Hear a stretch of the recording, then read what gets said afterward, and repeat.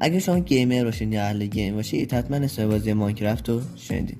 ماینکرافت یه بازی پیکسلیه که در سال 2011 منتشر شد و تا الان حدود 21 نسخه داده و 600 میلیون حدود 600 میلیون پلیر آنلاین و اگه با پلیر آفلاین جمع ببندیم بین 1.5 تا 2 میلیارد میشه.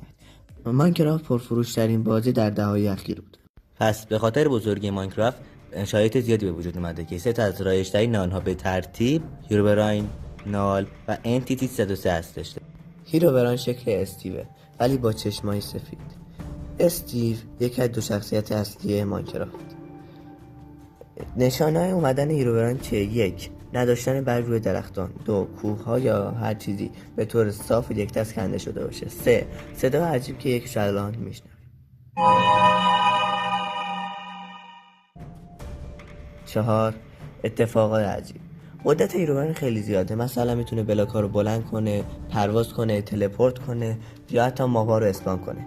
هیروبراین فقط در چند تا عکس و چند تا فیلم دیده شده که معلوم نیست واقعیه یا ساختگی.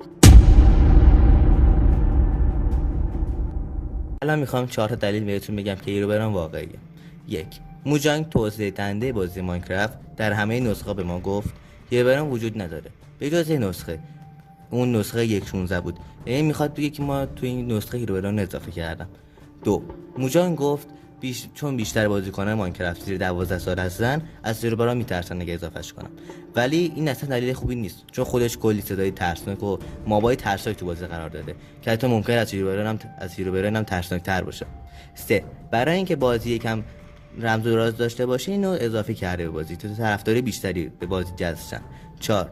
اگه قرار بود موجانگ بگه که هیروبراین رو به بازی اضافه کردم دیگه اون هیروبراین رمز و رازی خودشون نداشت و دیگه یه جوری ابهات خودش رو از دست میداد و دیگه این ما به عادی توی ماینکرافت میشد. پس ممکنه موجانگ هیروبراین رو به بازی اضافه کرده باشه و ما از اون خبر نداشته باشیم. 2. نال یک موجود کاملا سیاه ولی با چشمای سفیده. در انگلیسی نال به معنای خالی و پوچه. اولین باری که نال دیده شد صفحه بازی خش خورد و بعد کرش کرد. چند باری نال وسط بازی افراد دیده شد. جالب بدونی که طبق شایعات نال هر 8 ساعت یک بار میاد، یعنی 8 ساعت بازی مداوم. هر جایی که نال اومده پی اون خرابی ها اومده، مثل کرش، خراب شدن سیو و یا پاکیدن خانه و زندگیتون. 3. انتیتی 303 این موجود باهوشی است و معلوم نیست که یاد سراغتون میاد. انتیتی 303 یک موجود باهوش است. یعنی چی؟ یعنی پوچه نامری بهتون میخورد، پوچه درخت‌ها قایم میشه، از دستتون فرار میکنه یا چستاتون رو باز میکنه.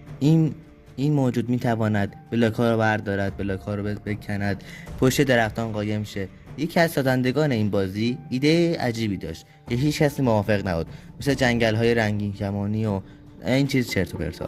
از اونجایی که میدونست قرار اخراج بشه دست به کار شد و یک چیز رو به بازی اضافه کرد به طوری که کسی نفهمد. اسم اون انتیتی 303 بود که بعد از اخراج شدنش انتیتی 303 وارد بازی شد و برای اولین بار دیده شد. دقیقاً چیکار میکنه انتیتی 303؟ زمانی که آن رو ببینید و متوجهتون شه فردای آن روز سیوتون کلا به فنا میره. نشونه اومدنش چیه؟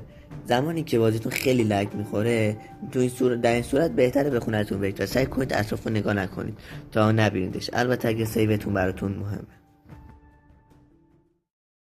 امیدوارم از این ویدیو خوشتون اومده باشه. لایک و کامنت و دنبال یادتون نره. به نظرتون کدوم یک از این شایعه واقعیه تو کامنت ها بگید و تا یه ویدیو دیگه خدا نگهدار.